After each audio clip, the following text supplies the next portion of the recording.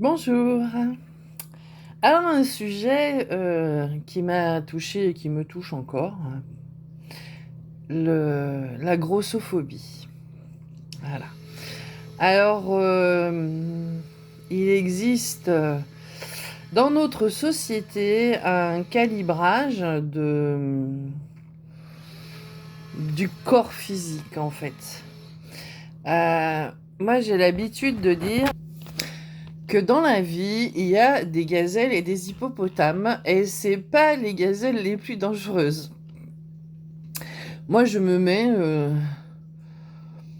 dans la catégorie des hippopotames. Ça me va. C'est comme ça. Mon corps est comme ça. Mon corps est devenu comme ça, déjà par de multiples agressions, on va dire, physiques, mais aussi psychologiques. Voilà. Tout au long de ma vie, même quand j'étais une petite fille qui n'était pas grosse, hein, à 14-15 ans, quand j'étais au collège, je faisais déjà 1,70 m et je faisais 75 kilos. Et j'étais sportive depuis l'âge de 6 ans. Voilà. Et dans mon sport, je performais. Voilà, j'étais bonne parce que j'ai été jusque faire une 3e place aux France. Mais toujours, tout le monde s'est permis de me dire que j'étais grosse. 75 kilos pour 1,72 m, c'est pas être grosse. C'est être à la rigueur peut-être un petit peu ronde, mais pas grosse. J'ai toujours entendu ce mot grosse. Et surtout, tout le monde, sont beaucoup de gens, se sont permis de regarder ce que j'avais dans mon assiette et ce que je mettais dans mon corps. Encore maintenant, hein, à chaque fois que le sujet vient sur la table, les gens me disent oui, mais qu'est-ce que tu manges, machin. Voilà. Et ben, si les gens savaient ce que je mange, ils seraient bien étonnés. Parce qu'avec mon problème de digestion que j'ai développé depuis 10 ans suite à cette intoxication au nickel que j'ai eue, bah, je peux plus manger plein de choses. Plein de choses qui sont réputés être bons comme mauvais à la santé, hein. C'est pas question de ça. C'est voilà, il y a des critères qui sont censés être valables pour tout le monde, mais qui le sont pas du tout pour d'autres. Moi, en l'occurrence, par exemple, les pommes de terre, c'est toxique pour moi. Alors, pourquoi c'est toxique pour moi? Parce que j'ai été conçue, en fait, suite à une intoxication alimentaire due à des patates. Voilà. Mon papa était en convalescence d'une grave intoxication alimentaire, dont certains sont morts, à cause de pommes de terre. Donc moi, mon corps, la pomme de terre, c'est pas son truc, et ça, je l'ai jamais été. Et du plus loin que je me rappelle, parce que quand j'étais au lycée à Bellegarde, euh, maintenant Valserone, ça a changé de nom, voilà, c'est la mode de changer de nom. On avait quasiment des patates à tous les repas et moi j'en pouvais plus en fait de la cantine parce que j'en pouvais plus des patates en fait. Et les patates sont un toxique pour moi parce que c'est ce qui a intoxiqué mon père juste avant que il me fasse. Voilà. Donc j'ai hérité de cette intoxication à la pomme de terre. Voilà, c'est comme ça. Maintenant que je le sais, je travaille dessus. Et puis, j'ai été intoxiquée aussi par les paroles des gens, par le regard des gens, par les réflexions qui se sont permis de me faire, ou par les regards, en fait, de me toiser du haut des cheveux jusqu'au bout des orteils, et de la tête qui font genre, ah bah ouais, bah celle-ci, voilà. Elle fout rien, c'est une glandeuse, enfin bon. Ils sont relativement surpris après quand ils me voient, comment dire, agir au quotidien. Parce que je suis loin d'avoir les 2 pieds dans le même sabot. Bon, à l'heure actuelle, j'ai mon dos, bah, du coup, qui a souffert de tout ça parce que là, j'ai des hernies discales au niveau des lombaires. À savoir que la L3, c'est le moi. Hein, et que je me suis souvent essayé de m'effacer en fait pour qu'on me fiche la paix. Et oh, comme c'est bizarre, c'est L3, j'ai de l'arthrose et une hernie discale à ce niveau-là. Donc, à force que l'on me regarde, que l'on me juge, que l'on me fasse de réflexion, j'ai essayé de m'effacer. Et le problème, c'est que c'est pour m'effacer, c'est la gomme et l'encrier, en fait. Donc la gomme, c'est une des raisons de prise de poids. C'est-à-dire que ça fait exactement le contraire de ce qu'on voudrait faire. C'est-à-dire que euh, de vouloir s'effacer fait prendre du poids. De vouloir se cacher, de vouloir ne pas être agressé, parce que je me suis fait agresser 6 fois aussi, de ne pas être pris à partie systématiquement, en fait.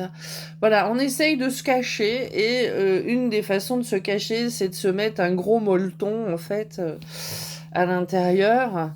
Et puis, il y a aussi quelque chose qui fait dysfonctionner le foie, et qui, donc, du coup, le foie crée des cellules et crée la graisse, en fait. Transforme tout en graisse, hein. Il peut transformer une courgette en graisse, hein, lui. C'est pas un problème pour lui, en fait.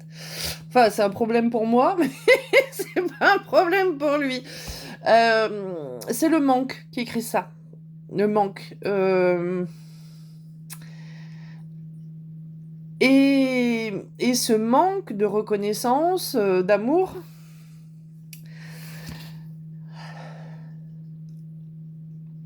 excusez-moi, maintenant je l'ai trouvé pour moi, en fait.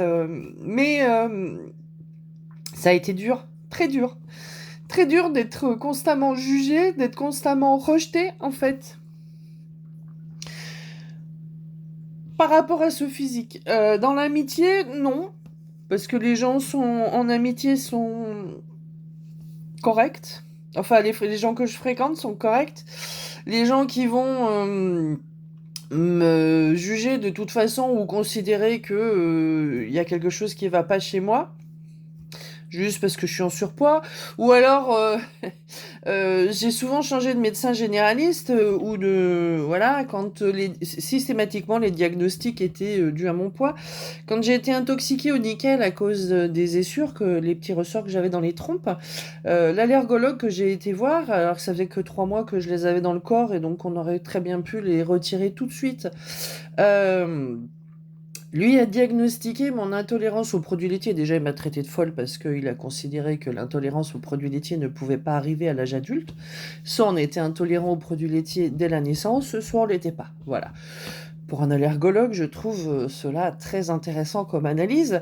Et son diagnostic, après m'avoir traité de folle parce que je ne pouvais pas être intolérante comme ça aux produits laitiers, a été que c'était parce que j'étais en surpoids et que j'avais fumé pendant 24 ans. Voilà son diagnostic sur mon intolérance aux produits laitiers, alors que je subissais une intoxication au nickel dans l'acier chirurgical qui m'avait été mis dans l'utérus. Voilà. Donc, ce cher allergologue d'Annecy, je me suis permis de lui dire ce que je pensais de lui, hein, par la suite, parce que lui m'a traité de folle, donc moi je me suis permis de le traiter d'incompétent. Voilà.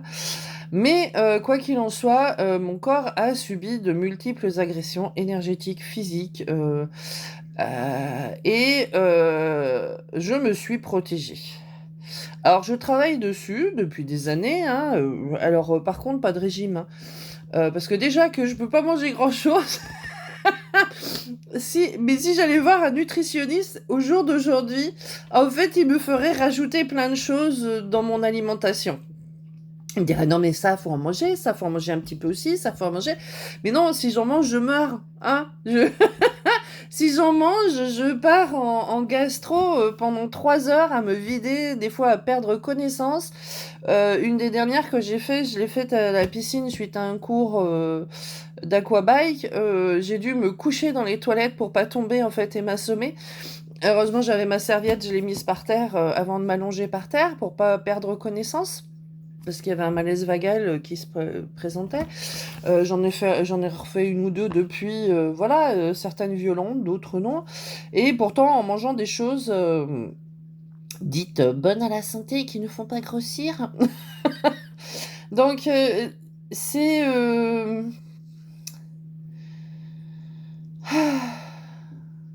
C'est un peu exaspérant. Ouais, exaspérant.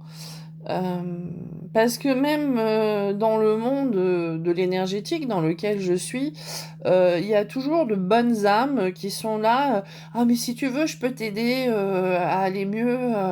Moi, je suis naturopathe, je peux te proposer des compléments alimentaires ou des choses comme ça qui vont t'aider. Non, non, non, je n'ingérerai rien. Le problème, il est énergétique, il n'est pas physique en fait. C'est ça qu'il faut bien comprendre. Il est énergétique parce que, en fait, c'est un manque. Le manque qui a créé le, le remplissage, en fait. Voilà. Donc, il faut que j'arrive, vous voyez, tout à l'heure, ça m'a émotionnellement touchée. Donc, il faut que j'arrive à ce que ce manque ne me touche plus. Et du coup, je vais pouvoir retrouver peut-être un corps moins volumineux. Parce que c'est une question de volume au final. Mais les critères de la société, en fait, fustigent les gros. Voilà. Euh, En disant, bah, il mange trop, il mange machin, il mange mal. Non. Un gros, il mange vachement mieux qu'un maigre, en fait. Parce que les maigres, les gens qui ne prennent pas de poids, hein. Moi, j'avais un médecin généraliste quand j'étais beaucoup plus jeune, un médecin de famille, qui était furax à chaque fois qu'il voyait mes analyses de sang, parce que moi, j'étais dans les clous dans tous les trucs. Et j'avais même pas de triglycérines et j'en ai toujours pas. Là, j'ai un peu de cholestérol. Disons non, je suis limite. Je suis pas encore hors. Je suis dans les limites, voilà. Et alors que je mange pas de gras, hein, je mange jamais de gras et j'ai du cholestérol. Mais c'est pas grave. C'est qu'il y a une métabolisation toujours qui se fait pas correctement. Mais donc lui, il avait du cholestérol, énormément de cholestérol alors qu'il était grand et mince. Et il était furax à chaque fois qu'il recevait mes analyses en disant mais pourquoi moi j'ai du cholestérol alors que je suis mince et elle en a pas alors qu'elle est grosse. C'était une question pour lui qui était un peu perturbante. Bah oui, bah parce que lui il mangeait mal. Voilà, parce que lui, il pouvait se manger ses viennoiseries, ses croissants, tous ces trucs, les pizzas, les machins, le fromage, qui sont, comment dire, pourvoyeurs de gras, en fait, et que moi, j'en mange quasiment pas de gras, en fait. Voilà. Parce que, non pas que j'aime pas ça ou que j'aimais pas ça. Bah parce que j'en avais pas le besoin et l'envie en fait. Voilà. J'ai des casseroles allemandes qui permettent de cuisiner sans matière grasse. Voilà, donc puis le gras, il y en a besoin hein, parce que le cerveau là-haut, là, lui, il se nourrit de gras. C'est du gras et du sucre. Voilà. Donc si vous voulez réfléchir correctement, dernièrement j'ai fait une formation. J'ai été un peu en peine parce que très fatiguée en plein milieu d'un déménagement. Et quand la personne qui nous formait à ce décodage biologique, qui est elle-même médecin généraliste, hein, donc tout à fait au courant de toutes ces choses-là, nous a dit que en fait, si on voulait nourrir le cerveau, il fallait le nourrir avec du gras et du sucre. Ah, c'est con, parce que moi, c'est deux trucs que j'ai presque quasiment éradiqués de mon alimentation. Ma consommation de sucre a chuté de 80% suite à la résolution de mon problème de candida albicans au niveau de la bouche et du système digestif. Non, pas volontairement en fait, hein, vraiment ça s'est fait parce que j'ai remis le candida albicans à sa place. Donc c'est pas une frustration ou quoi que ce soit, c'est vraiment le candidat albicans a arrêté de demander du sucre, donc ça a été très bien. Mais du coup, du gras et du sucre. Ouais. Bah, je suis dans la merde parce que j'en mange pas. Et mon cerveau, là, il bug. J'arrivais plus à intégrer l'information, en fait. J'arrivais plus, je dormais, je fatiguais, voilà, je tombais, voilà, de sommeil sur ma table. J'arrivais plus à me concentrer, plus rien. Ça, c'était dans les 2 premiers jours de formation, ou premier jour de formation qu'elle nous a dit ça. Et le soir même, je devais aller faire des courses. Et là, je suis tombée sur quelque chose que je peux manger, mais que je mange très rarement, c'est des beignets. Voilà. Et là, mon cerveau, il a fait gras, sucre, brou, brou, brou, prendre. Lui, il avait bien intégré l'information comme quoi il fallait du gras et du sucre. Alors, attendez. Hop. une petite envie d'éternuer. Donc, il avait bien intégré que lui, il fallait du gras et du sucre pour qu'il fonctionne correctement et qu'il intègre toutes les informations qui étaient super intéressantes qu'on était en train d'apprendre. Et donc, du coup, je me suis pris ces beignets à la framboise. Donc, j'ai acheté ça. À côté de ça, je me prépare mes plats, mon alimentation.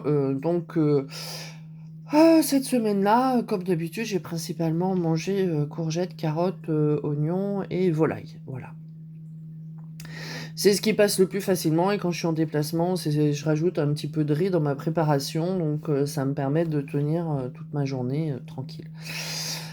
Et j'ai mangé ces fameux beignets à la framboise pendant toute la semaine, en fait, quasiment à chaque pause, à chaque fois que j'avais un coup de fatigue cérébrale, hein, pas physique, cérébrale, je mangeais mes beignets à la framboise et derrière, loup, je sentais bien que le curseur remontait et que la tension était de nouveau là.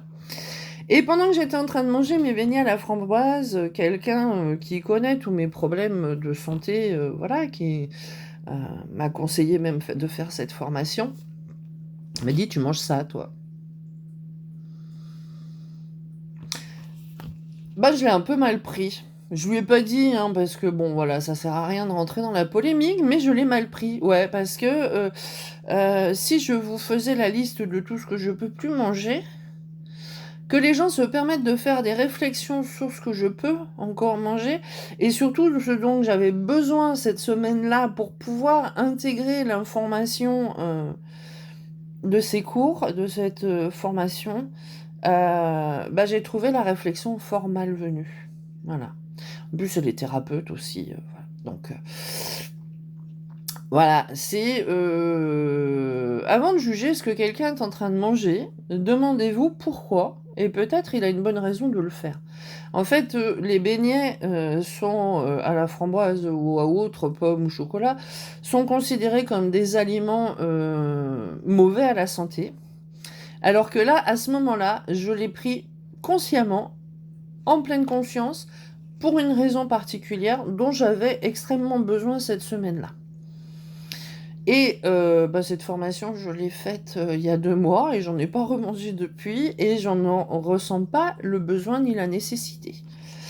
Par contre, quand je me mets sur mon livre, oui, bah, je vais prendre une alimentation un petit peu plus grasse et un petit peu plus sucrée parce que, si je ne le fais pas et ben, je m'endors devant mon ordinateur en train d'écrire mon livre.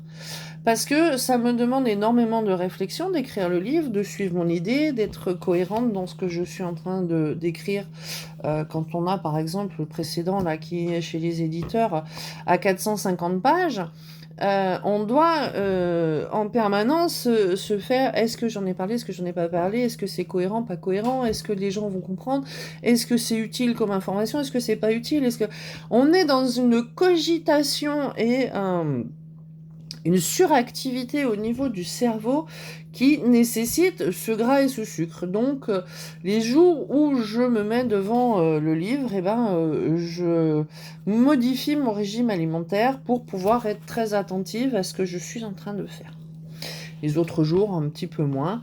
Mais d'ailleurs, des fois, j'ai, entre guillemets, des pertes de mémoire parce que la mémoire, elle est dans le gras. Voilà, donc je sais pas ce que j'essaye de garder comme mémoire, enfin bon voilà, il y a des trucs, je devrais peut-être m'en débarrasser au final. Mais voilà, donc il y a de l'importance et il y a du choix, surtout quand on est thérapeute. Comment vous dire que je me vois tous les jours dans la glace, je me vois tous les jours à travers le regard des gens et je sais, voilà, que je taille pas un 34. Moi, le 34, j'y suis passée à un moment donné, je ne sais pas, je devais avoir, peut-être, allez, on va dire 12 ou 13 ans, quand je suis passée par le 34, mais je suis pas restée, je fais juste un passage. J'envie pas non plus les gens qui taillent un 34 en fait, parce que elles vivent pas quelque chose de sympathique. J'ai une de mes filles qui est mince, voire considérée comme maigre par les gens, et elle se prend énormément de réflexions et elle le vit tout aussi mal que moi en fait. Trop mince, trop gros, voilà. Dans la vie, il faudrait qu'il y ait que des gazelles, en fait.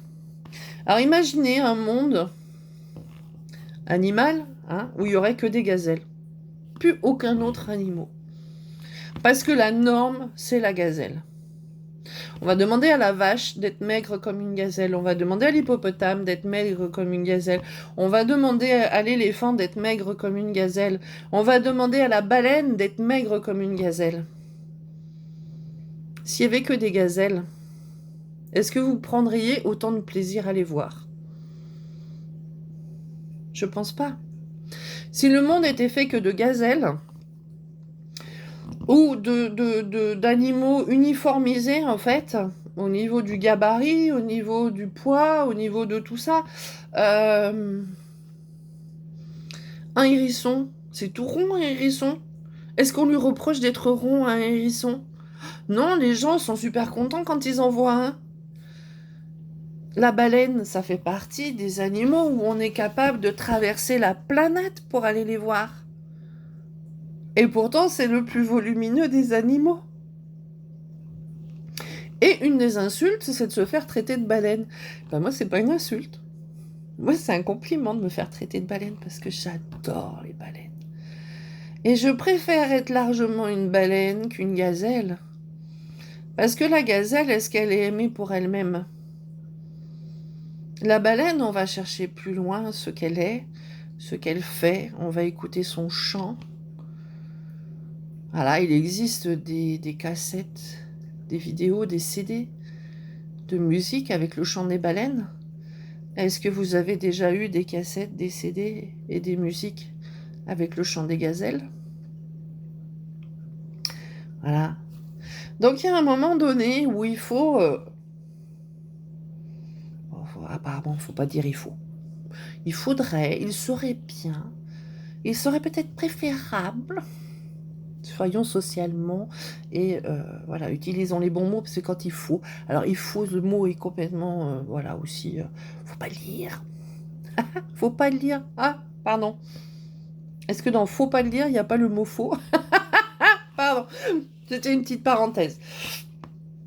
Du coup, j'en ai perdu mon idée de base. Voilà, donc dans cette grossophobie, on a oublié que certaines choses sont plus importantes en fait que le volume de la personne. Sa façon d'être, sa façon de penser, sa façon de nous accueillir, sa façon de nous... d'échanger. Voilà.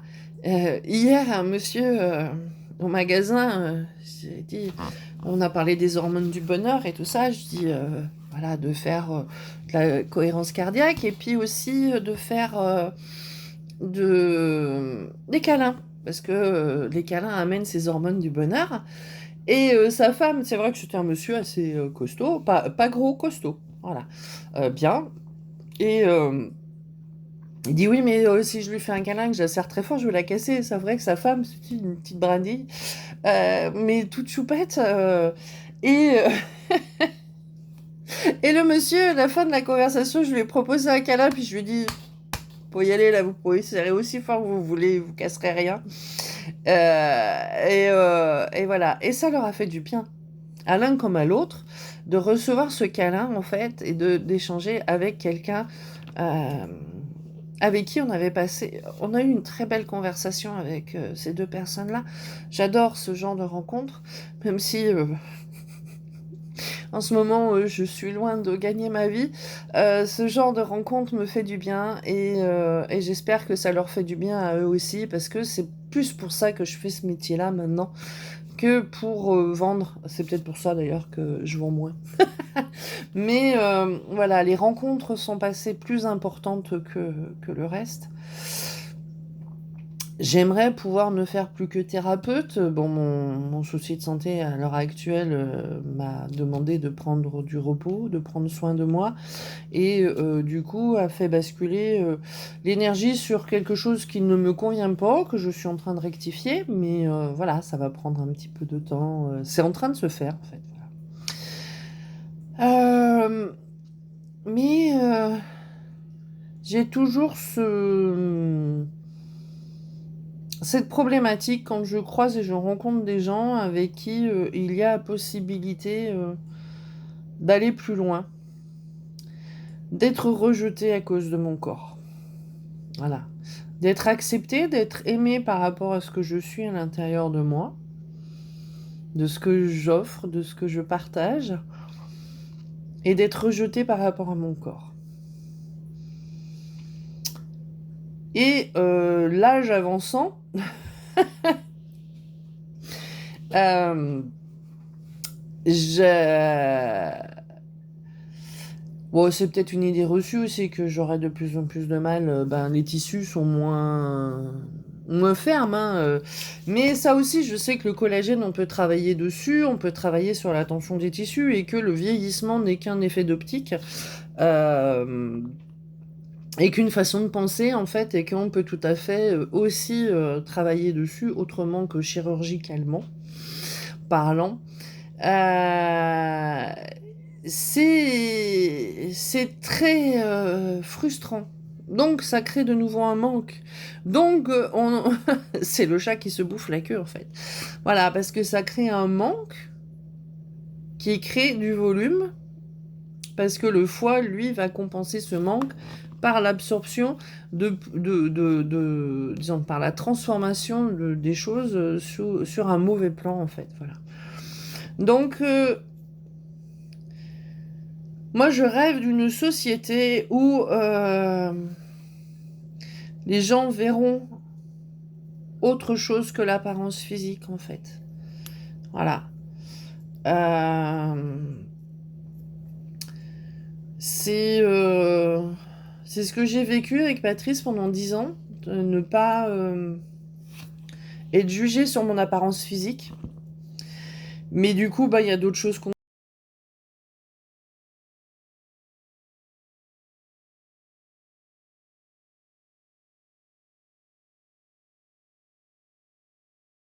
Voilà. On a été, par rapport aux crises économiques créées par le Covid et tout ça, très affectés par tout ça. Et donc, du coup, voilà, ça a compliqué notre relation. Moi, je suis dans l'être depuis longtemps. J'ai confondu l'être et l'avoir pendant longtemps aussi. Maintenant, je suis uniquement dans l'être et j'aimerais me débarrasser de l'avoir. Mais je peux plus, physiquement, je peux plus. Donc, ça alourdit, toujours les mots en relation avec le poids, ça alourdit tout ça. Ça alourdit le travail du quotidien qui pourrait être beaucoup plus léger. Tous ces objets n'ont plus d'importance, mais il faut s'en débarrasser.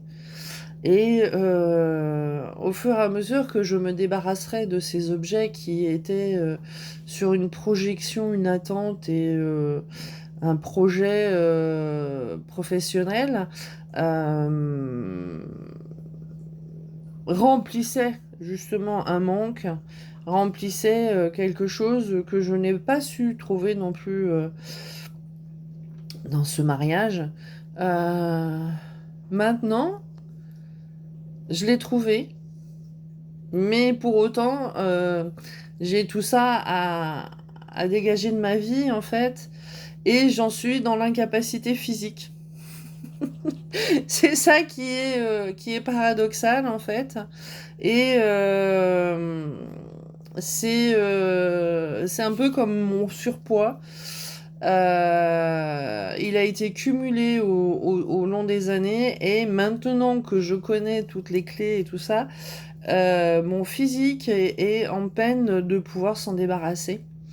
Parce que ça fait tellement longtemps que les systèmes ont été englués que... Waouh! Alors, quand je sais que la perte va être fulgurante le jour où le verrou va se libérer, euh, je le cherche, hein, il faut pas croire.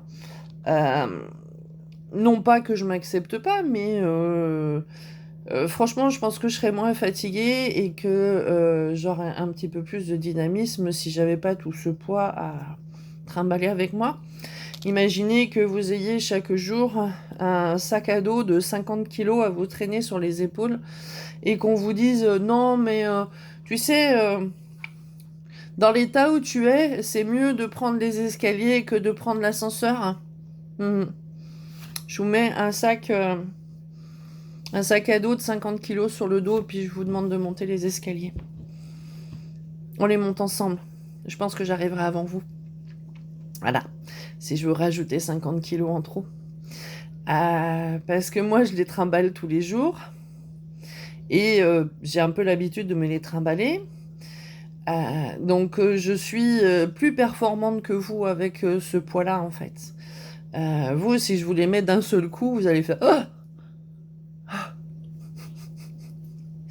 Quand vous perdez 5 kilos, c'est 5 ou 6 kilos, c'est un pack de lait. 6 kilos. 12 kilos, c'est 2 packs de lait. Donc, on va être gentil, sur 50 kilos, c'est 8 packs de lait. Montez les escaliers avec 8 packs de lait en plus sur vous. 8 packs de lait. Voilà. Donc, arrêtez de dire que les gros sont fainéants. Arrêtez de dire que c'est parce qu'ils mangent mal. Arrêtez de dire, de les juger en permanence. Arrêtez de regarder ce qu'ils ont dans leur assiette. Arrêtez... Arrêtez, tout simplement. Arrêtez de les juger à l'enveloppe. Alors, il y a une petite phrase que j'aime bien dire aussi, c'est que les messages importants et délicats, quand on les envoie par la poste, on les met dans des enveloppes à bulles. Moi, j'ai une belle enveloppe à bulles. Donc, je me dis que mon message est important et délicat et qu'il faut le protéger. C'est ma philosophie. Voilà. Et puis, c'est très humiliant, le regard. Le regard et le rejet. On le fait pas voir. Parce que pour moi, c'est ces gens-là qui sont malheureux, c'est pas moi. Voilà. C'est beaucoup moins... plus je m'accepte, plus je m'en fiche. Mais il y a des gens qui n'arrivent pas encore à s'en fiche. Et eux, par contre, ça leur fait très mal. Très, très mal. Voilà. C'est un sujet tabou dans notre société, ce poids, ce surpoids. Voilà.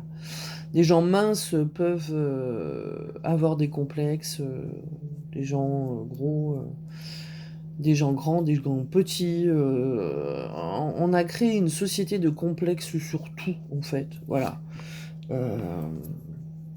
J'en vois pas l'utilité. À part à créer des émotions pour encore plus nous traumatiser qu'on ne l'est déjà par tout ce qui se passe. Donc maintenant, quand vous vous surprendrez à juger une personne sur son physique, eh ben, commencez par lui dire bonjour et à lui sourire et vous verrez. Elle va vous répondre et elle va vous sourire.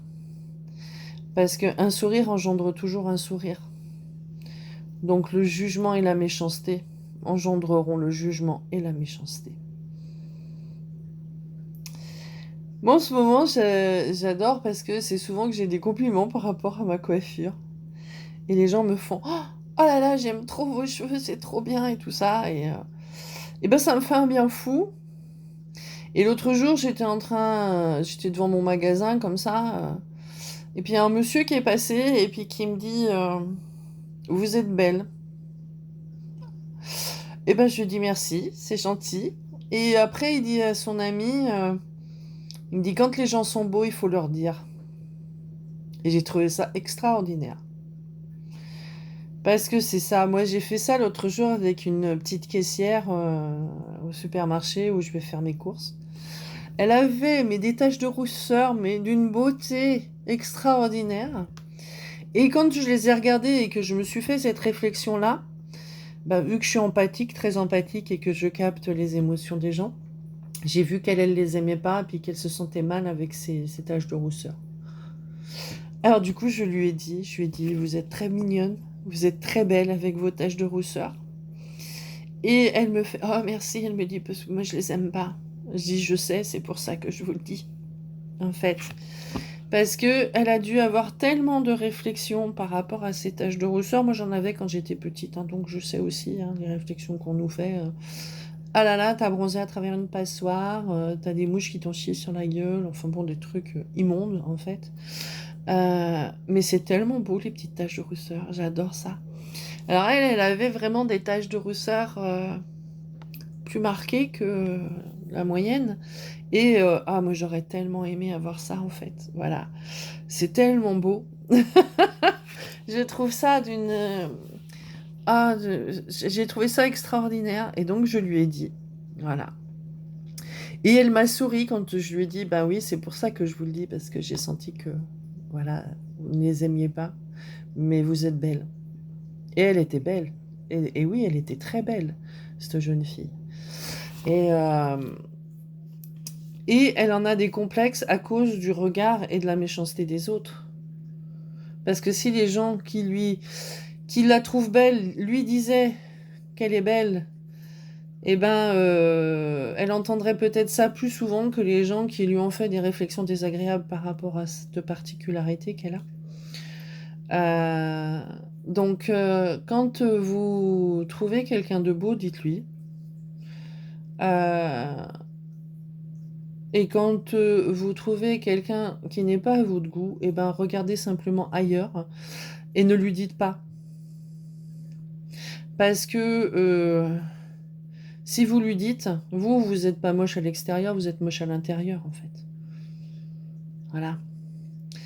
Il y a une petite réflexion que j'ai fait une ou deux fois dans ma vie, c'est que des gens qui se sont permis de me faire des réflexions ou de m'insulter, hein, parce que c'était souvent le cas, ta gueule grosse vache, voilà. Alors dans ces cas-là, je les regardais, je faisais...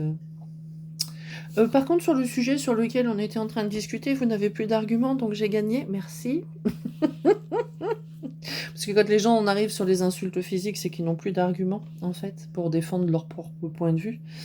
Mais une autre réflexion que j'ai fait des fois, j'ai dit aux gens, vous n'avez pas besoin d'avoir des kilos en trop pour être un gros con. Voilà. Ça m'est arrivé dans une file d'attente à une caisse. Un monsieur qui est arrivé comme un bourrin, alors qu'il avait largement la passé à côté ou ailleurs, a coupé la file à une période où le masque n'était plus obligatoire. En fait, on le portait que si on voulait. Et moi, je l'avais pas. Voilà. Les gens respectaient le 1 mètre dans la file d'attente. J'ai adoré ça. J'ai adoré cette période-là parce que les gens qui bourrent dans les files d'attente, il n'y a rien qui m'exaspère plus. Comme s'ils nous bourraient, ça allait avancer plus vite. Mais et du coup, je me suis pas poussée devant ce monsieur qui arrivait comme un bulldozer. Et il m'a insulté sur mon poids, sur ma position, sur le fait que j'ai pas de masque, sur le fait que là. Je l'ai regardé. J'ai dit, mais ça va bien, ouais. J'ai déjà, vous arrivez comme un bourrin, là. Vous dites même pas pardon, merci ou quoi que ce soit. Et donc, il s'est mis à m'insulter sur mon poids et ma corpulence. Et je dis, oh, bah, c'est sûr que vous avez pas besoin d'avoir des kilos en trop pour être un gros con. Bah, je peux vous dire que les gens derrière leur masque, il y en a un ou deux qui ont pouffé de rire, mais pas en se moquant de moi, en fait. Et ce monsieur-là, et il s'est barré. Voilà, donc ces gens-là, ils sont malheureux. Beaucoup plus malheureux que moi. Euh, Mais quoi qu'il en soit, si vous avez été comme ça, ou si vous êtes encore comme ça, ou si vous connaissez des gens qui sont comme ça, euh, transmettez la vidéo. Parce que des gens qui arrivent à se reconstruire face à ça, c'est pas facile en fait, pas du tout facile. Euh, Ça demande beaucoup de chemin et beaucoup d'amour pour soi. Voilà. C'est tous les jours. Parce que même si maintenant je m'accepte, je m'apprécie comme je suis, bah dis donc, qu'est-ce qui se passe? J'ai des amis. J'ai dû être mis dans un groupe en fait. Voilà. Involontairement, à mon insu de mon plein gré, je suis dans un groupe et on m'envoie plein de messages. Voilà. Donc, même si je me suis acceptée, même si je sais que pourquoi je suis comme ça, et même si je travaille dessus, et même si je fais attention, et même si, voilà. De se prendre systématiquement cette information, c'est comme marcher sur un râteau. Vous savez, le râteau là qui est posé dans l'herbe avec les pics là, et ça secoue à chaque fois. Même si on se dit que ben, c'est l'autre qui est en question, pas nous. Que nous, on sait qui on est, on sait ce qu'on fait, et on sait où on en est. Quoi qu'il en soit, si vous passez tous les jours devant un chêne et que vous lui mettez un coup de hache, vous finirez par l'abattre. Voilà. Donc, être fort comme un chêne, être souple comme un roseau, ben, des fois on devient à mi-chemin des deux, un saule pleureur. Voilà. Je vous aime, quoi qu'il en soit, tous. Tous. Parce que plus on est méchant, plus on a manqué d'amour en fait. C'est le manque d'amour qui rend méchant. Donnez de l'amour aux gens qui n'ont pas compris. C'est le plus beau cadeau que vous pourrez leur faire. Si vous leur envoyez de la haine ou de la colère, vous ne ferez que jeter de l'huile sur le feu. Si vous avez compris, envoyez de l'amour.